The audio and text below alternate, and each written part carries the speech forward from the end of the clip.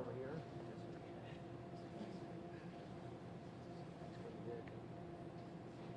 You were here the same day? Absolutely, sir. Part of the emergency management is what we have with the CST. There's a lot of things that happen. We'll get some walls rapidly so we can get out there and organize resources. What do you do? Break. Water? Breaking. Absolutely. Phone? We're trying to get in contact with the incident commander, which is almost always senior fire officials. And obviously, we have FEMA, so we're going to get state police, everything's moving, and everybody has these brought up land trailer, mobile office, this people work on communications. Never forget that day. I'm sorry. Busy day for everybody. So, sir. And he's buying lunch. Whoever ever thought that? That ever happened before? Absolutely. Absolutely. That time back in 1979. Yeah. So, sir, if you'd like to present some coins, I'd love to do that. All we do is we're going to get your coin, but yeah, absolutely. And that's it. How do I do that? Just like that. That's it, sir. Perfect. Thanks.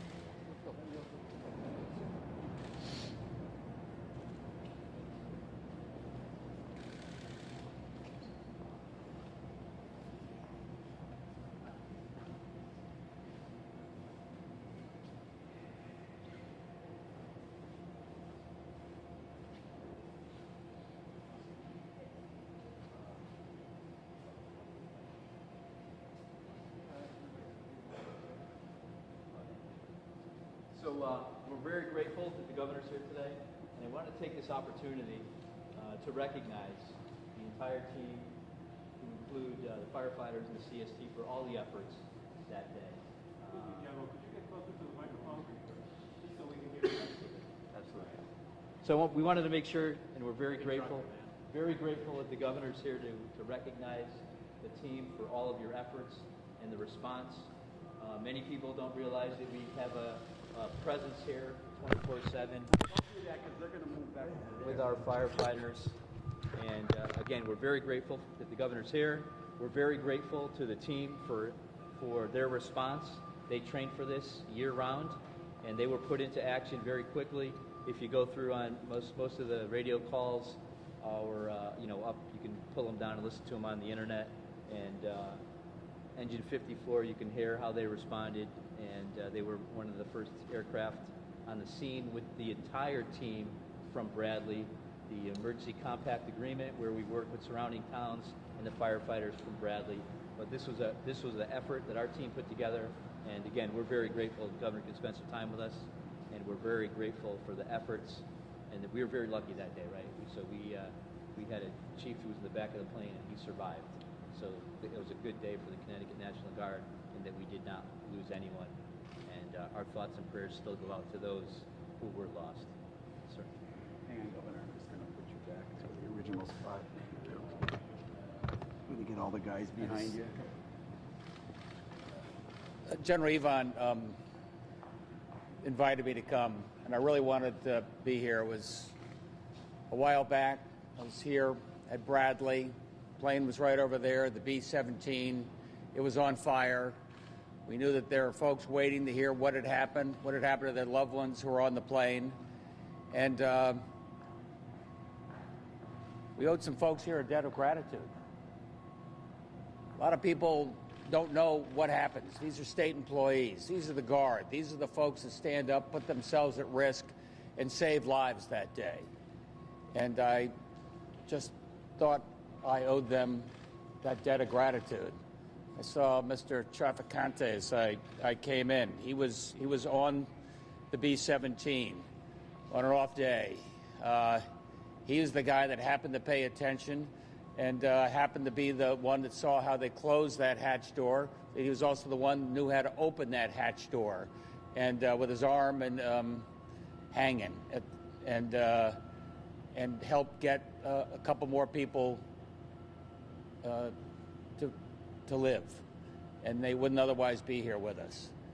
And these are folks who every day just get up and do what they can for the state of Connecticut, do what they can for their fellow human beings, and sometimes we forget that this is an exceptional day, but a day that they did what they had to do. And again, thank you for what you all did. And that's why General Yvonne is getting lunch for everybody. Thank you, sir. Appreciate it. Thanks for being here. All right. I don't know if you can join us for lunch, or if you want, they were going to ask any other questions. You want to do now, or we can go in and maybe a break. I'll tell you what, maybe let these guys go. I'll see if they have any other questions. Yes, sir. Yeah. We want to hold you from lunch, so there may be a couple of questions you may have. So if you guys want to start lunch, appreciate it. Absolutely. Yes. Trained for this a whole long time, you never thought, yeah. For the general. Appreciate it very much. Thanks very much. Thank you, sir.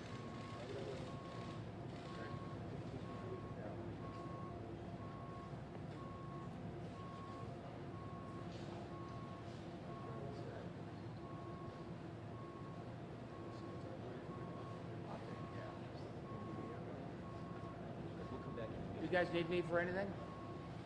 Governor, when you talked to some of those guys outside, and what did you learn today that maybe that impressed you that you didn't know before that our viewers would love to hear? That Mr. Traficante was on the plane. It was an off day. He happened to know a lot about these planes. He happened to have his fireproof gloves with him, just because he happened to have them on. He happened to be looking in as the plane was about to take off and saw how the pilot had closed the hatch. And he happened to pay attention to that fact. And there they were half an hour later. He had his gloves on. The heat was in. The fire was behind him. He's the guy that knew how to open that hatch and save 2 extra lives. He just realized that little tricks of fate make an enormous difference in people's lives. Do you have a chance to talk to some of the families, those deceased, and those who are still hospitalized? Have you had some contact with them to share that? I haven't done that, no. Do you have any updates for us, or do you happen to know, or maybe someone else here does? Are there some of the burn victims? Are they still in the hospital, or do you have any updates for us? Yeah, some of them are still in the hospital. It's some were severely burned. That's all I can tell you. The survivors will survive. We'll never forget that day.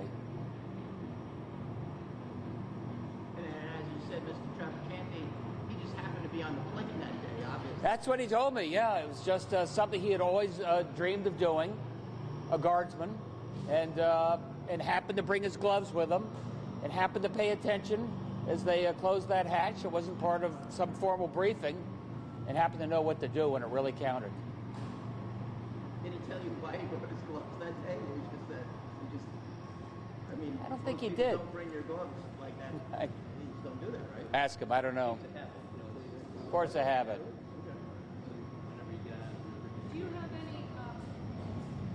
I know it was not this particular unit, but Bradley, that PFAS put out the fire and created some controversy. Have you had any discussions with that about the use and contamination that may have occurred?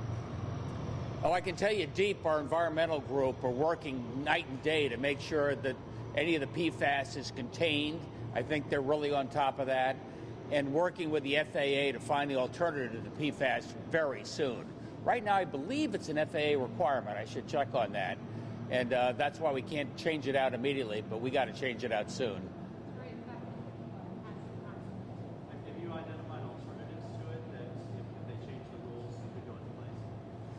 What I do know is that on November 1st, whatever that is, in a week, our PFAS commission is coming out with their final report, and that will be included as part of their report.